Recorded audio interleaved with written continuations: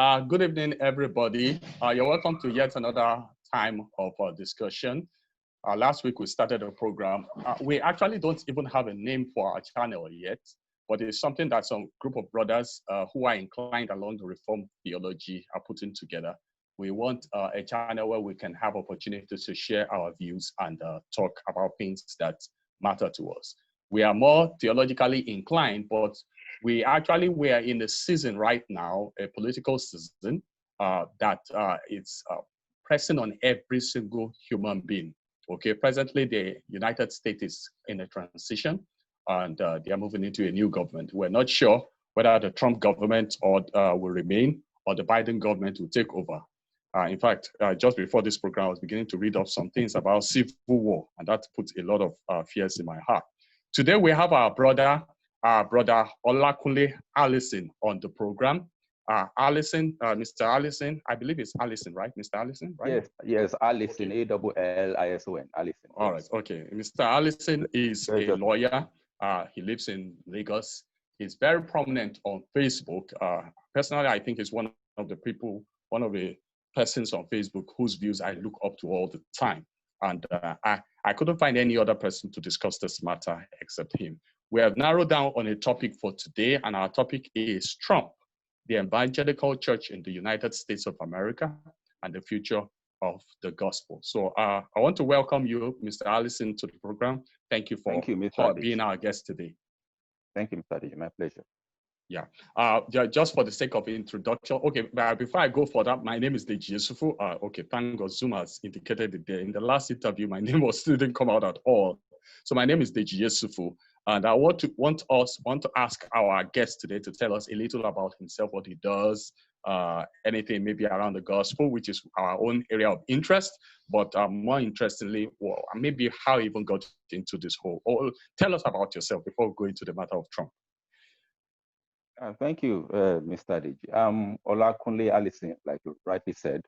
I'm a lawyer. I practice in Lagos because different areas of practice, but my niche will be civil litigation. Okay. Yeah, I do property law too. I do family and probate. I do a variety of fields of law. But of course, I'm also a Christian. Someone you could call a non-conventional kind of Christian, but I'm a Christian all the same. Amen. You know. And I like you said, I like to engage in topical issues that border on Christianity and other controversial issues that, with the view basically to advance the kingdom of God. Amen. And grow the kingdom and evangelize. Just that I have some issues with the way we practice Christianity in this time and age. I'm sure you do. Yes, I have my worries. I have my concerns, especially in Nigeria. You know, yeah. I was talking to a friend this morning, and I told him I think we have more of a religious hustlers these days than. Yeah, unfortunately, it's hard to say. Religious hustlers than we do Christians and ministers of the gospel. Well, I'm sure by God's grace, one of these days we'll get you over to come and share your views about church. In fact, now that I learned that you are going to be locating a local church in January, maybe sometimes in February, you come back and tell us about your experience and so on and so forth. Okay. So, because this program is, hopefully we're trusting God to make it every weekend. So there will be enough time to get God's people, a lot of people online with us. Okay. Amen. Now we're pursuing 1 hour, and remember that we said that we're going to be a little bit strict with time. That's why I kind of interrupted you in that last point. So we're going to go to our first question, Mr. Allison. Please, can you answer for us or let us know, why is a Donald Trump presidency important to you, or why is it important to Nigerians or the world at large? Yeah, it is important to me because I've always had this view, this belief that America, the United States of America, is the ideological and the spiritual battleground of the world. Okay. That's the way I've always seen America. America is the spiritual and the ideological battlefield. Yes.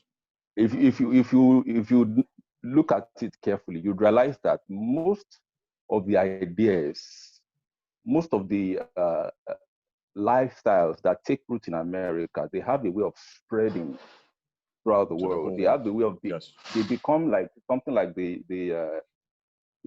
America is like the melting pot. Yes.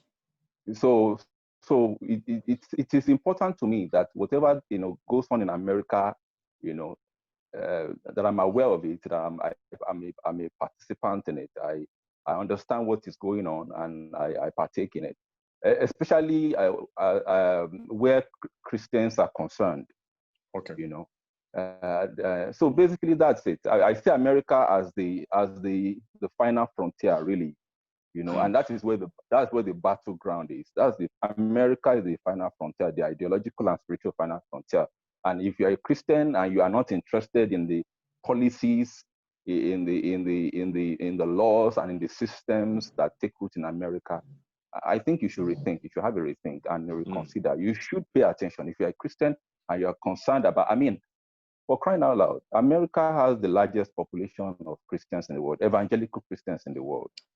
The last time I checked is, I think, 205 million Christians. Wow. Especially evangelical Christians, the largest concentration of evangelical Christians in the United States of America. Yes. And I believe that's for good reason. There's a reason that is the case. Because like I said, that is the ideological and the spiritual battleground. That's the final frontier. So that's why I'm interested in America. And I became more active in American politics, again, with respect to the Christendom and all of that. Yes. After I saw what happened under the Obama administration. Obama administration was a big eye-opener for me, because I began to see the enactment of so many anti-Christian policies under Obama. So many anti-Christian policies, and then it really dawned on me. It dawned on me because when Obama became the president, it was celebrated the world over.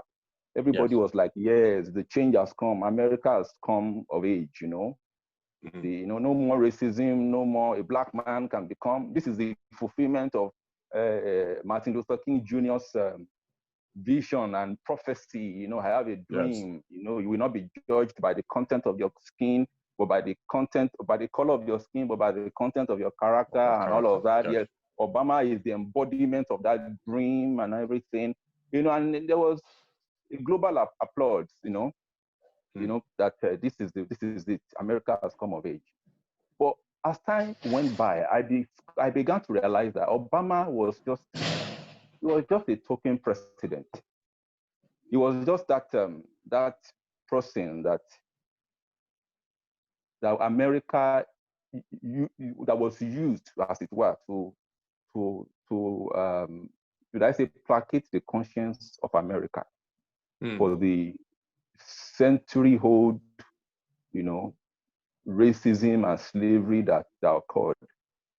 Okay. He was a token president, as far as I'm concerned, and that is not something new, to America. Like, I also believe that Kamala Harris is a token VP pick. As far as I'm concerned, she's a token VP pick.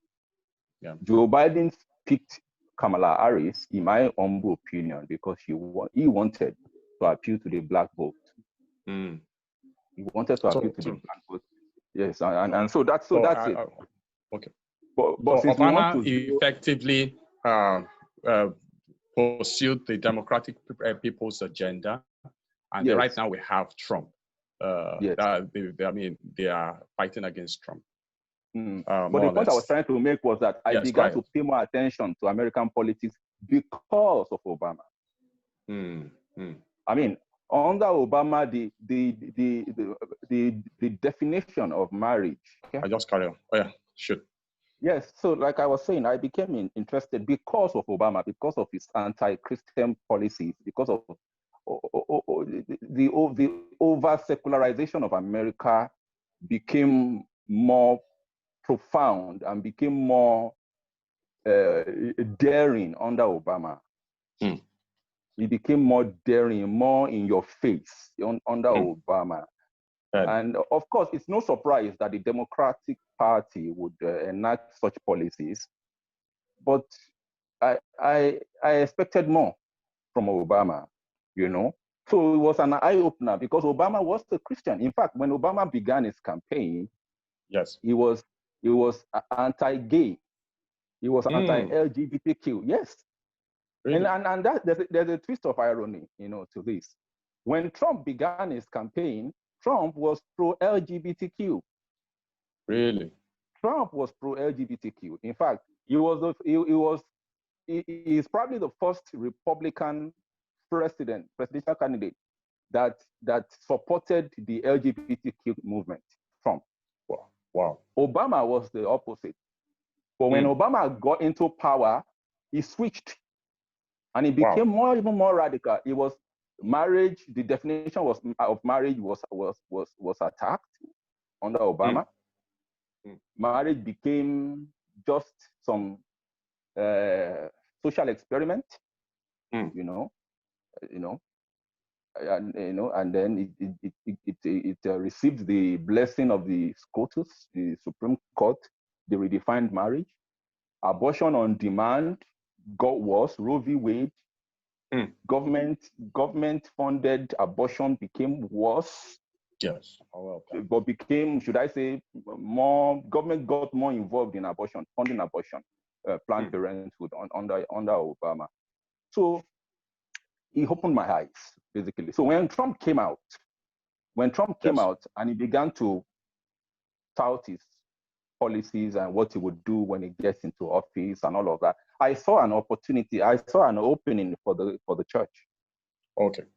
I saw an opening for the church to yes, this guy could undo all the mess that Obama threw, you know, at the church and into the church, you know, and that was what I saw. And especially, you know, when Trump came out, he was unapologetically pro-life. He was unapologetically pro-religious liberty. He was unapologetically pro-school choice, which is highly favored, and should be highly favored among Christians, because the public school system is a breeding ground and a training ground for secularism. Yes. For secular ideas, for anti-Christian ideas, especially in the United States of America. So it was unapologetically pro-life, pro-religious liberty, pro-school choice,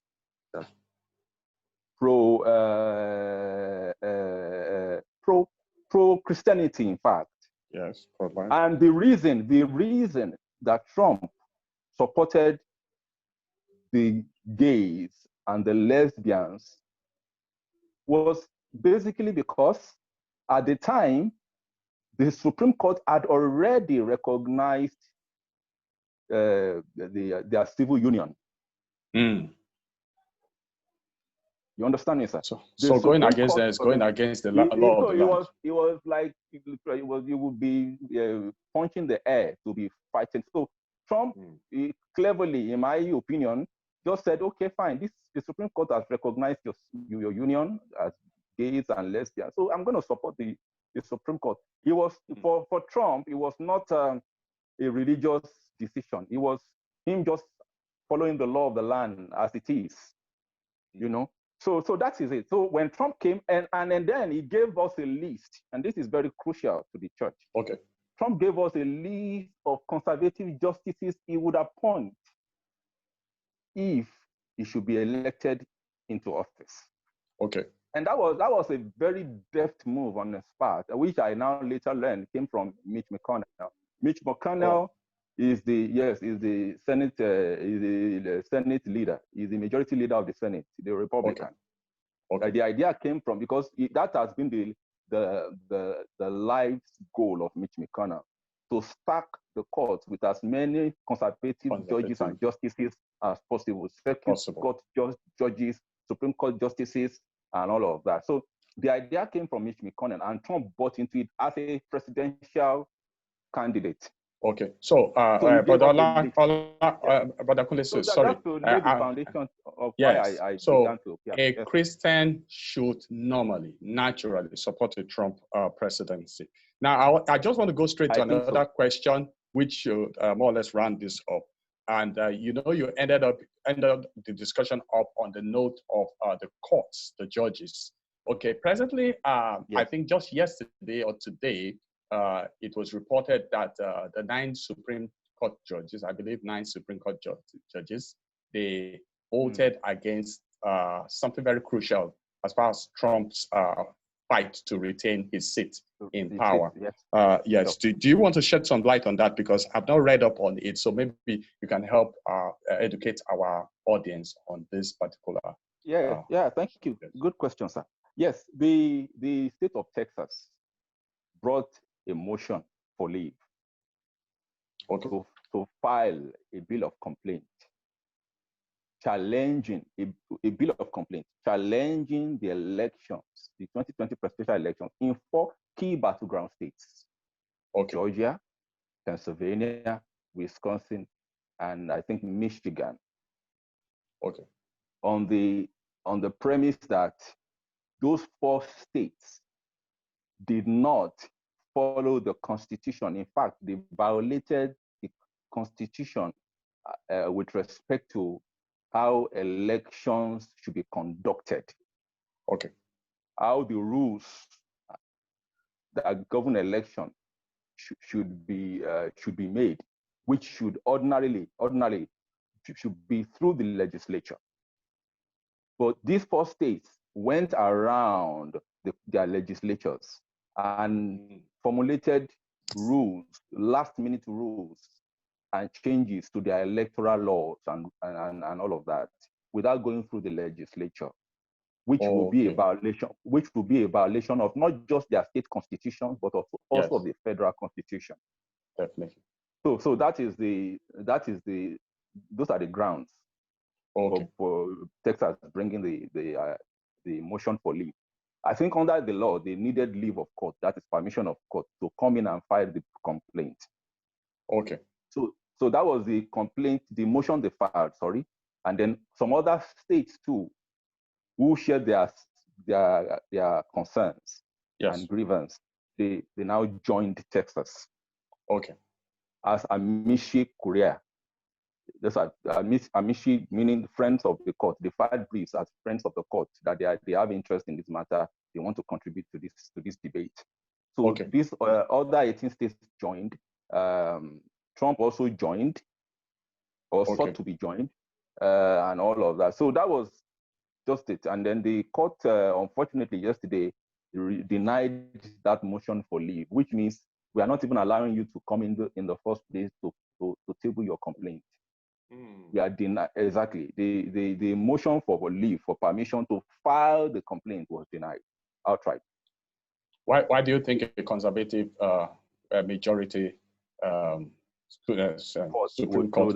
That's an interesting question. Now there were dissenters. There were 2 dissenters.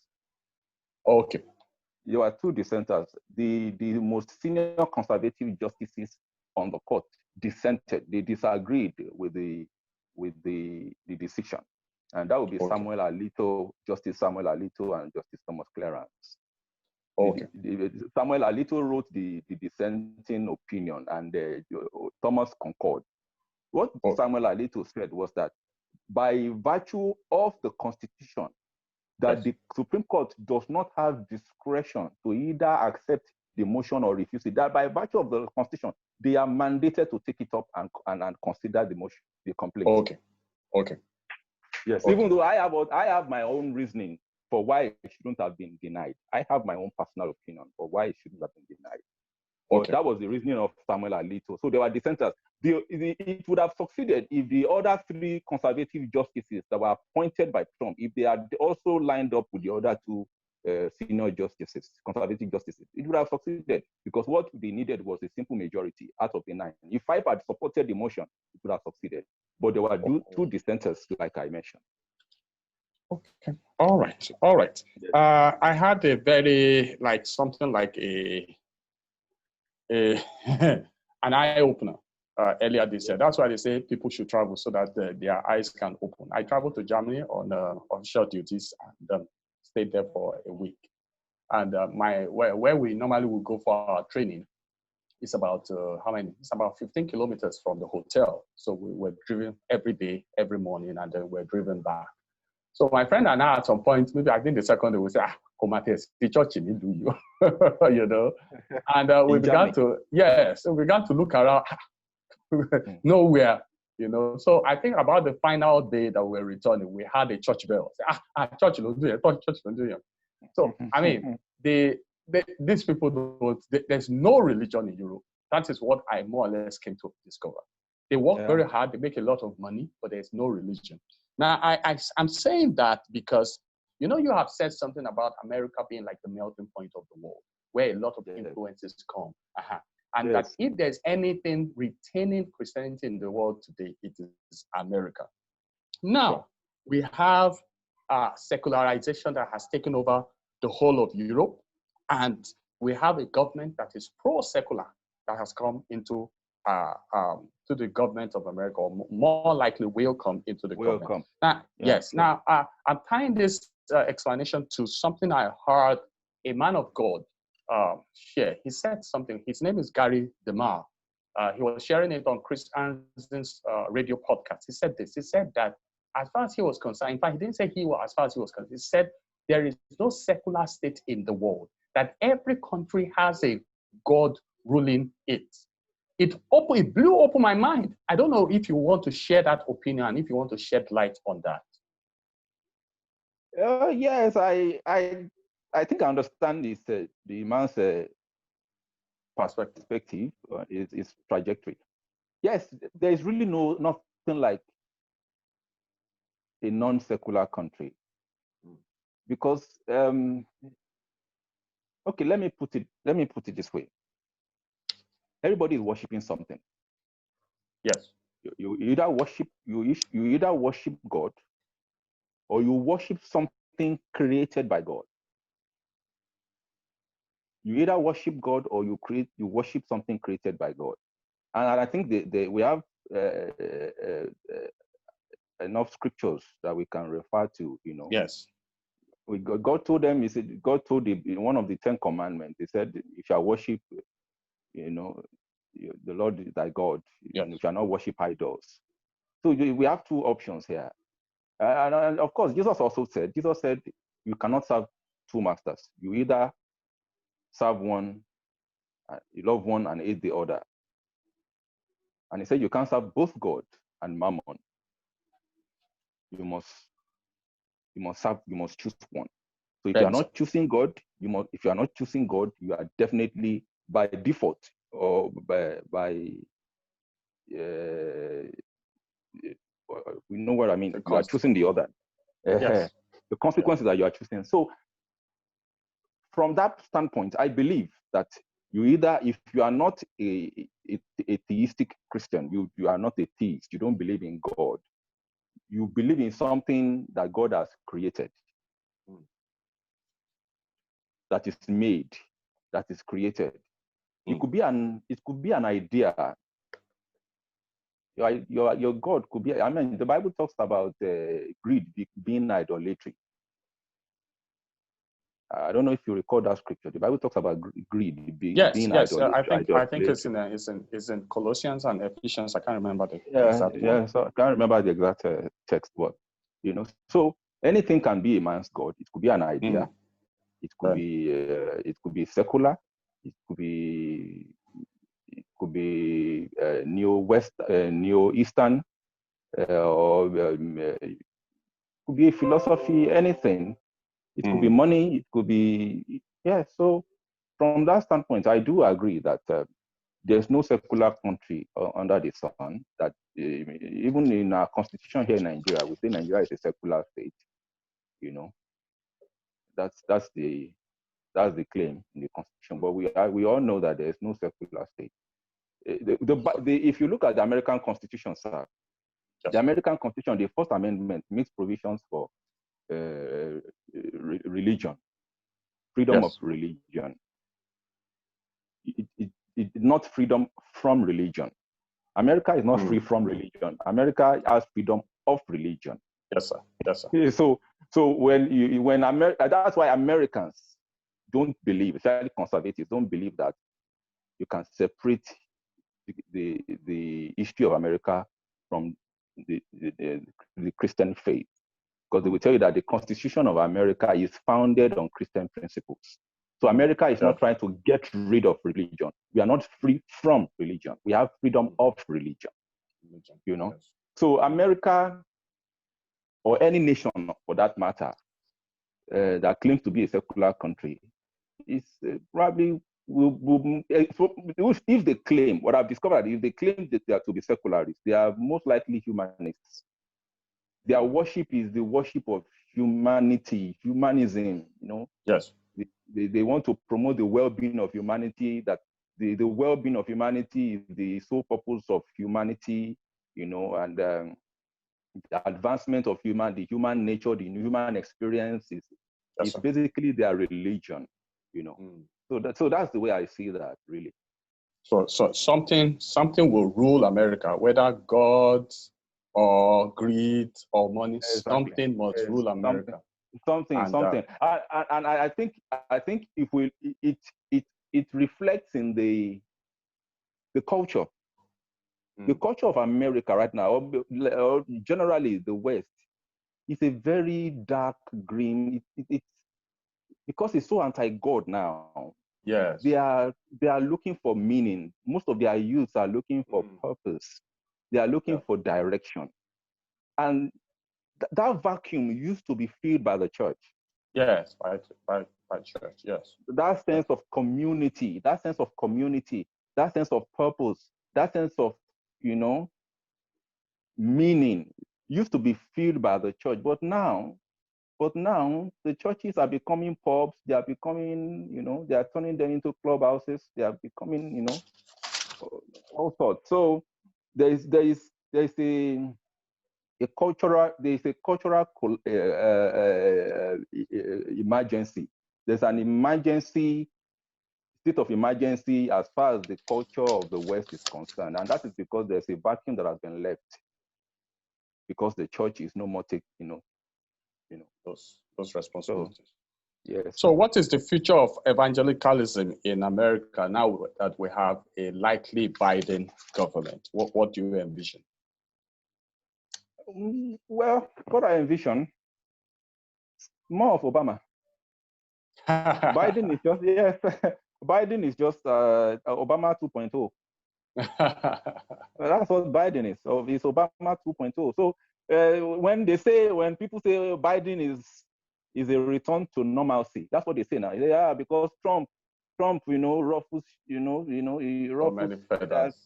and all of that. You know, we want a return to normalcy. Trump is always, he's always in your face. His problem is all of that. We want a return to normalcy. So to an extent, there's an element of truth to that. They are going back to normal in the mode of Obama. That's what Joe Biden is. We are going to see a reenactment of Obama. That's it. Trump, in fact, was more of a change candidate than Obama. Yes, because many records were broken under Trump's watch. Positive records. He broke many positive records. Talk about black unemployment, sank to historic lows. Black employment rose to historic highs. Women unemployment sank to historic lows. Women employment rose to historic highs. Disabled unemployment sank. I mean, youth unemployment, he was just breaking records. The Dow Jones Industrial Average, rose to historic highs, 30,000 for the first time. When Trump took over, it was 16,000, the Dow Jones. The economy was the best. The economic numbers were the best in, as far as history started counting, taking note. So, in many ways, and I mean, talk of cultural, successes too that Trump, made, So he was more of a change candidate, to my mind, than Obama was. But of course, the Democrat megaphones, the media moguls, the yes, big they tech, didn't they didn't tout those. Trump like that because he was a white man. So they called him a white supremacist. They tried to demonize the man. They vilified him unjustly. They painted him like the devil that is not, and all of that. So we are going to see more of Obama. Joe Biden is going to be a lame duck president. I'm interested in this Okay, thank you. I'm interested in this pro-school choice that Trump promoted during his time. What's going to happen to it? I've told you that this is a Christian channel. We're interested about the gospel both in our nation and outside. What's going to happen to the gospel in America when you have a situation where your young people who are the future of your nation are being okay, tell me what's going to happen to pro-school choice? What will Biden do to this issue of homeschooling? What is he likely to do? Yeah, see, he will do what the teachers' unions want him to do, which is anti-school choice. Yes, the school choice movement, the pro-school choice movement is essentially a conservative movement. Okay. More particularly Christian conservative movement, because there's a cultural rift in America. The Christians in America know that they are losing the ideological battle. They are losing that battle because of the public school system, which is funded by government. By state government and by federal government. They are losing the battle. So, and the reason they are losing the battle is because there are powerful organizational structures backing the public school that are fighting rather the pro-school choice movement. Teachers unions. And teachers unions have been historically behind the Democrats. They support the Democrats and they fund the Democrats. They bankroll the Democrats. And of course, they lobby them. So, of course, it stands to reason that the Democrats will fashion their policies, to suit and to favor the teachers unions. So they are vehemently opposed. Democrats are vehemently opposed to school choice. The people fighting for school choice for their kids, for their children, for their youths are the Christian conservatives. And they too lobby the Republicans. They lobby most Christian churches in America, evangelical churches in America, they lobby Republican presidential candidates and senators to make sure that they enact pro-school choice policies, which Trump did, by the way. Which he did and is still doing, but not without a fight, because he's fighting teachers unions, these very powerful unions. And we also have a federal government enactment act laws that incentivizes public schooling, Common Core, and that discourages school choice, homeschooling, because part of the school choice initiative involves homeschooling your kids. And this is really consistent with the American tradition. Abraham Lincoln was homeschooled. And was such a brilliant president. He was one of the most iconic and consequential presidents, one of the presidents America ever had. Abraham Lincoln was homeschooled by his mother. He was taught at home. Yes. Throughout.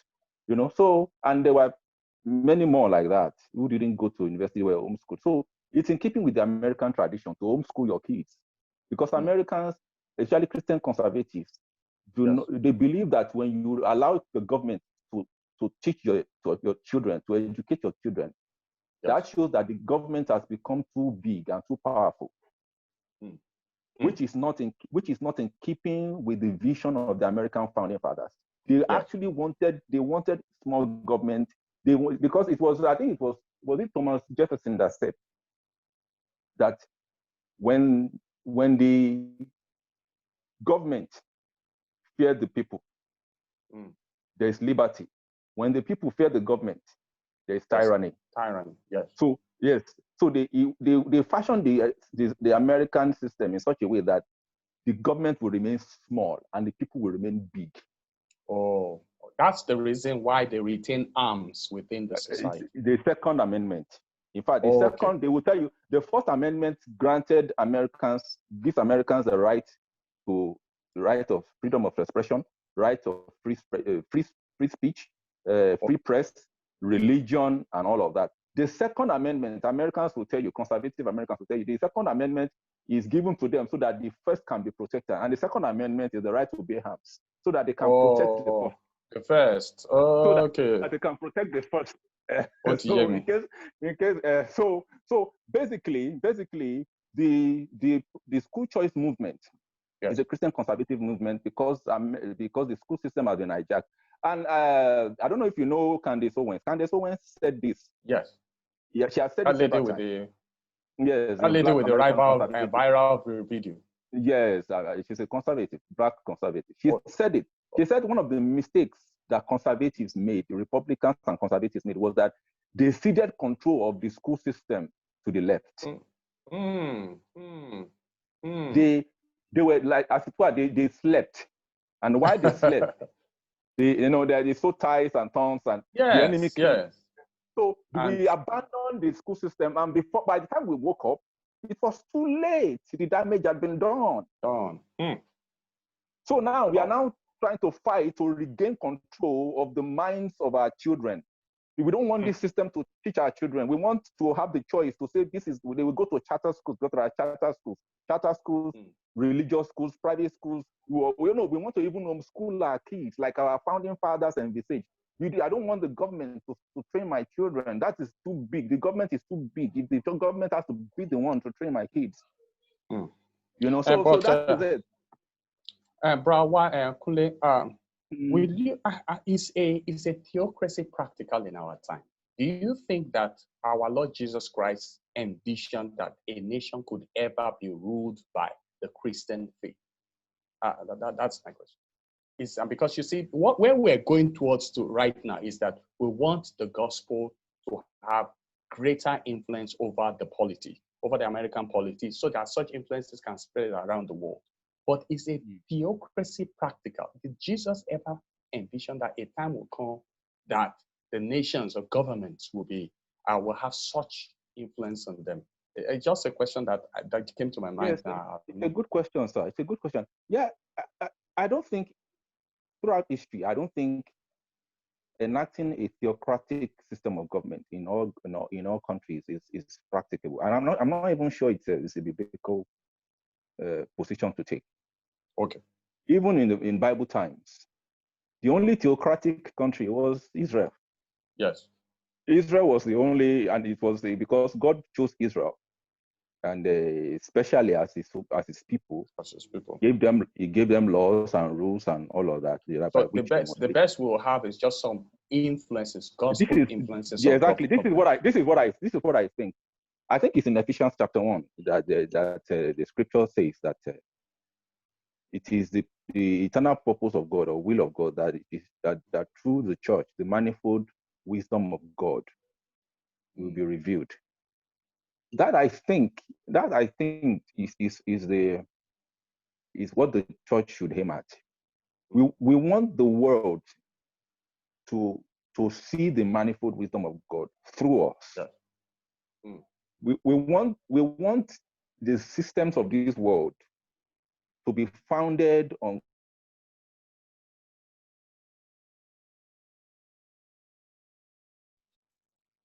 All right. So that's my position, that we are supposed to be the light of the world, the salt of the earth. We are not supposed to mandate people, because I mean, otherwise we might as well become a Christian version of Sharia. Yes, Where yes.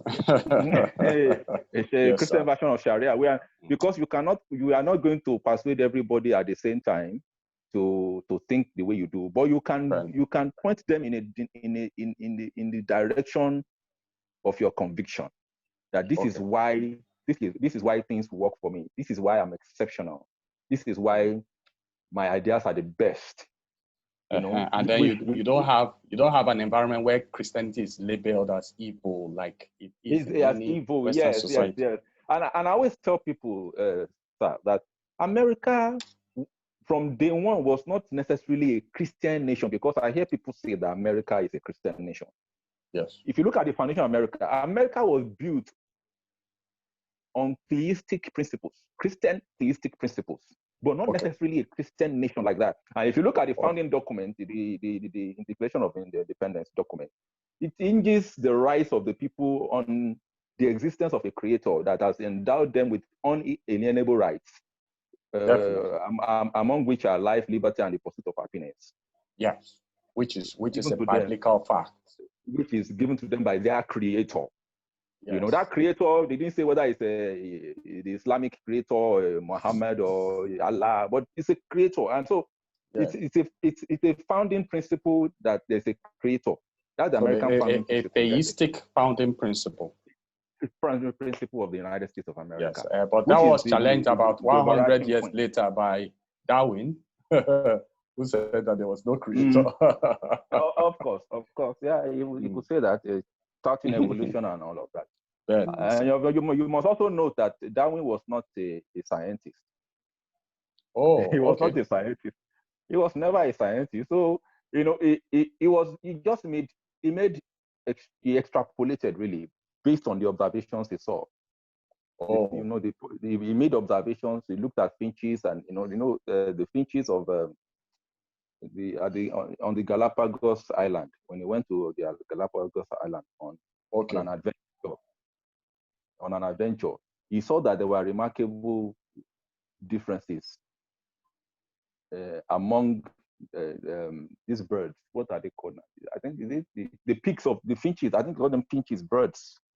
He saw their peaks that were different, and that they were the differences revealed showed that each of these birds were perfectly adapted to their environment. Wow. So that's where his thinking started. He now extrapolated that, natural selection, adaptability, and all of that, evolution, that, everything. So he just basically theorized based on observations, and he made wide extrapolations. So, but over the years, they built on that idea that, evolution is real, it's true, is the paradigm way to see the world, is the model, the right way to see the world. But it is still a very disputed theory, as you know. And yes, definitely. Even among scientists, I think many of them are beginning to doubt some of the conclusions. Yes. Okay. Do you think that Donald Trump will retain his seat? What are the chances? What do you think? Especially for those of you who are optimists. Yes, I'm optimistic. I'm cautiously optimistic. But yes.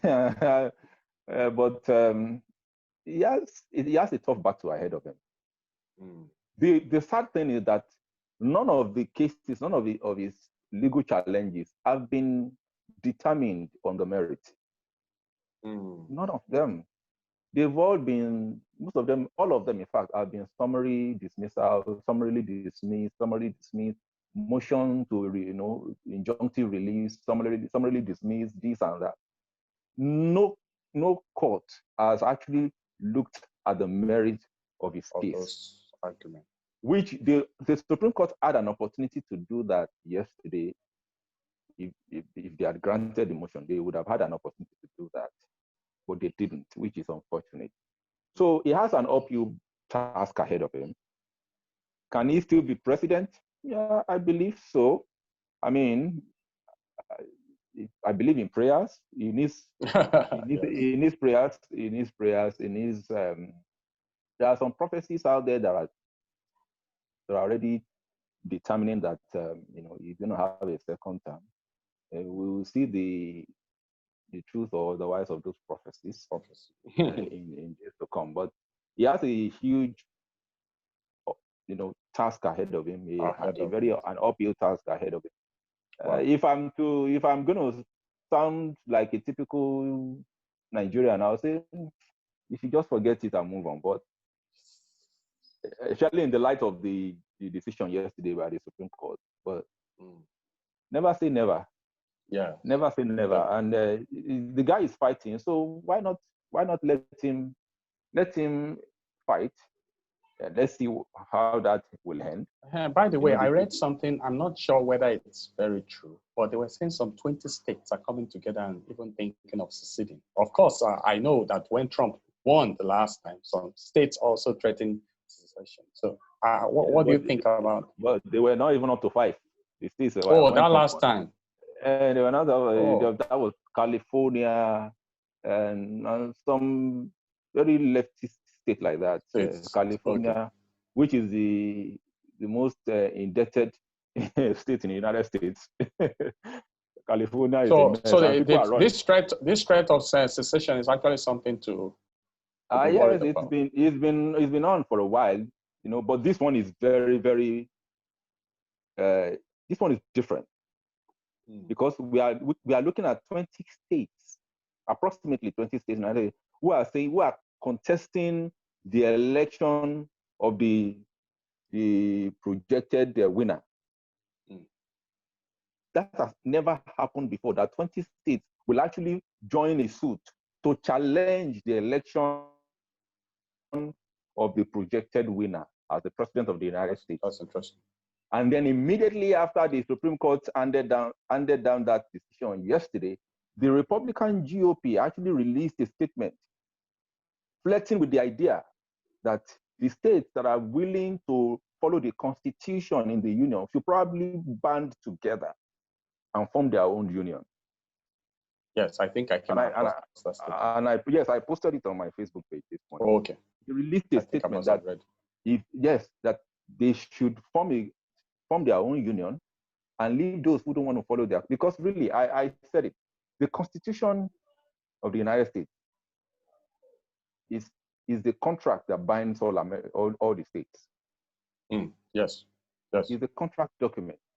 Why should some be willing to abide by the terms of the contract, and others can just decide to shred the document and as they wish, follow it at their whim. So so that is it. I believe Trump has a battle ahead of him. Let's let him fight it. It's not over until he quits, they say. What do you think is going to happen to the Christian church with the Biden? I have asked that, but okay, maybe I should rephrase it. What do you think Christians should do right now with the high likelihood of a Biden or a Democrat presidency coming to power? Good question, sir. I'll answer that question this way. Okay. Imagine what would have happened if there had been an Hillary Clinton presidency. If Hillary Clinton had become president, we wouldn't have. She would have had to appoint 3 Supreme Court justices, and I can bet you there will be extreme ultra-liberal justices, leftist justices that will push the Supreme Court ideologically farther to the left. That means that's the end of religious liberty in America. We are looking at the end. We are looking at zero chance of overturning Roe v. Wade. Abortion. He's having fun. He's having fun. Yeah. So we are looking at the zero chance of overturning Roe v. Wade. Abortion on demand will continue to become the law of the land. If Hillary Clinton had become president, we are talking. The the possibilities are just endless. What could happen? So we're actually saying we're actually looking at possibility of evangelicalism, the gospel going. Exactly. You know, on that Trump, look at, there was a decision recently that was given by the Supreme Court. Thanks to the 5 strict conservative justices, religious freedom was preserved. Religious liberty was preserved. In that decision, I think that was against Grace Community Church. I think, I'm not sure, but I think it was like Grace Community. Grace Community. Sure it was filed by Catholics and some Jewish. Okay. And incidentally, it appears that even Roman Catholics are even more conservative than many Protestants. I'm hearing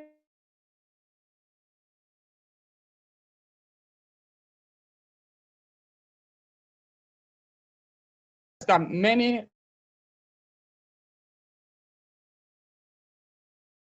are joining, how will I call it, Roman Catholicism. I mean, they are leaving to join because of their conservatism. Because I know that Catholics are against abortion, you know. They are not pro-homosexuality. So what is wrong with the Protestant movement and Protestant churches in America? What I think is this. Some Protestants, some evangelical Christians are not happy with Trump. They have a problem with Trump's personality, tone, and generally his person, how he conducts himself. I've heard Christians say that, you know, he is not a Christian. Why should Christians support him? Well, why should Christians support him? Because they see the bigger picture. That's why. That's why Christians support Trump. Christians, evangelicals, who are evangelicals, support Trump because they look at the bigger picture. They are looking at pro-life justices. They are looking at religious liberty, like was affirmed by the Supreme Court some days back in favor of the Catholic Church and the Jewish community, against an ultra-liberal governor of New York State that wanted to limit the number of people that could gather in churches to worship their God. Whereas he allowed pubs, he called pubs and some other useless services like that, essential services. Hotels, pubs are called essential services. But churches, you cannot gather if you are more than this and that. And then, of course, the Supreme Court affirmed that no, the Constitution does not change. Our rights and liberties cannot be abridged, even during a pandemic. And only a conservative justice could have reasoned like that, because they are strict constructionists. They are strict constitutional constructionists. So unlike the liberal justices that believe that, you know, the Constitution is a living document that should be amenable to the times, you know. So the conservatives won that legal victory at the Supreme Court because they cared enough about policies. They ignored the frailties and the flaws of a man like Trump and looked beyond Trump to look at the kind of justices he would appoint that will protect their rights and their liberties.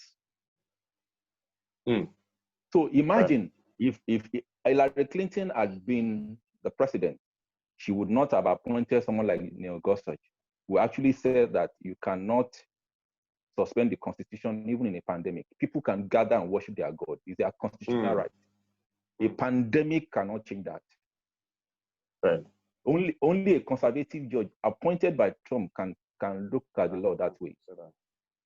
He would not have been able to appoint Amy Coney Barrett, who also voted, you know, in support of the Christian community and the Jewish community. She would not have appointed someone like Justice Brett Kavanaugh, who also supported the Christian community and the Jewish community against an ultra-liberal governor. So this is why it is important for conservatives and evangelicals to support Trump, not because Trump is perfect. He is not the man. Trump is not the man the evangelical church wants, but it's the man they need. Mm. That is the way I see Trump. It's like King Cyrus in Isaiah 45. Yes. King Cyrus was a Persian king, but God said about him, God said, he is my anointed. He said, I have anointed him to do A, B, C, D. Right.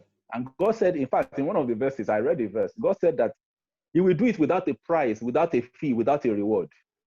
And Wow. then it clicks in my mind. Trump is actually probably the only Republican president that doesn't collect salary. The man is not on salary. Yes, it's not. He collects $1 because by law he must be paid. So yes, he collects $1 because by law he has to be paid. So he collects $1. So he donates his money to other causes. And these people don't say anything about things like that. They just keep quiet. All this. Yes, but I think, sir, what I think is that I think some believers have issues. There are two righteous. When you are trying to be more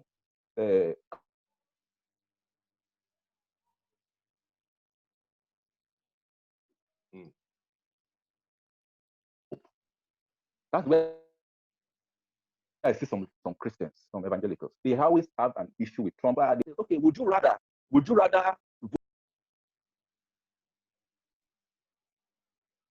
hello, something you went off again? Yes. All I can hear and stuff. So I'm pausing. Hello? Hello, are you hearing me, sir? Are you back, sir? Yes, I am.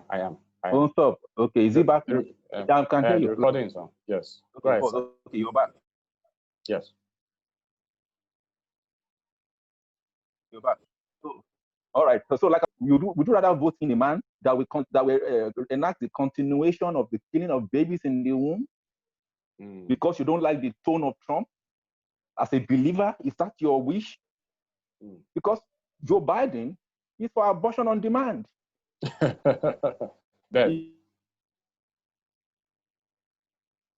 He's in support of Roe v. Wade that says our body belongs to her. The baby is not.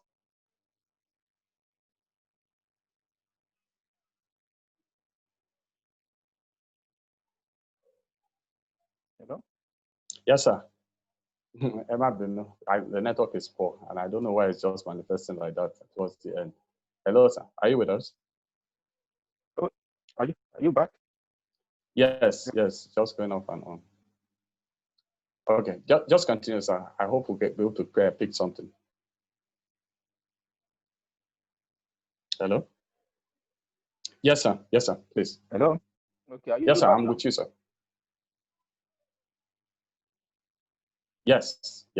Okay. I can see you're still still, and your image is still. I don't, but I can hear you now. Oh, okay. I can see you now. Right. You're moving now.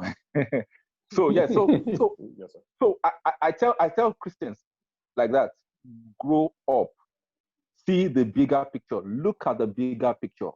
Trump, see, if you are thinking like a kingdom fighter, yes. If you are a Christian who is looking at the kingdom and you are looking at the bigger picture, you would consider the way Trump talks and his demeanor and everything. You consider it inconsequential in the light of the battle we have ahead. Ben, we are looking at not just Trump's. Look beyond his morality. Look at his legacy, because his legacy is what is more important. His judicial appointments, his policies to make sure that the government schools do not brainwash your kids by giving you homeschool, by giving you school choice, to make sure that justices, conservative Christian justices, preserve your religious liberty, that they don't continue to kill babies in the womb. If you care about babies in the womb, you will not think about the tone of Trump. Because babies in the womb, they are according to scripture, are fashioned by God. The Bible, God told Jeremiah, I said, when you were in your mother's womb, I knew you. I knew you. Yes. Yes, he said, I knew you. I conceived you. I knew you. I formed you in the womb. Right. So if you care about destinies in the womb that God foreknew in the womb, you would care about about Trump's legacies and not so much about his morality. So Christians, so that is my take on that, you know. Okay. Thank you, Mr. Olakunle, Allison. Thank you so very much for being on our program. We really appreciate you. I want to ask and plead that maybe you will try to finish. Can you finish this discussion on a positive note? Is there any ray of hope? Maybe even if we're going to even talk about the mercy of God and the providence of God, but is there a positivity? Is there something we can look up to what we have today? Well, the positive note for me will be God's will always be done. His will always be done. The Lamb of God was slain before the foundations of the world. Yes. So the Yorubas will say that God will always have the final victory. Yes. That is a positive note for me. You know, whatever happens, whether Trump is re-elected or not, if God says, I want to use him in another capacity and not in the White House, it is God. For God to decide. It's possible God wants to use him in another capacity, and apart from the White House, and begin another, you know, battle axe to continue from where Trump stopped. So I think for me, that's just it. You know, His will be done. His will will be done. Thank you. Thank you so very much, sir. I really appreciate you. Like I said, by God's grace, we're going to have you again to come and talk to us about the situation. Very likely also that the next week guest will be somebody who will speak on this. There's a brother who is also very enlightened on this. But he is very, I needed you to come and give probably the legal and the more secular perspective to it, even as a Christian. But he is a Christian, and I'm very sure he even lives abroad. I hope you'll be able to help us with that. Thank you so very much. Hey, Joe, I want to plead with you to, yes, just hang on there while I end this recording so that I can thank you appropriately. Thank you, sir.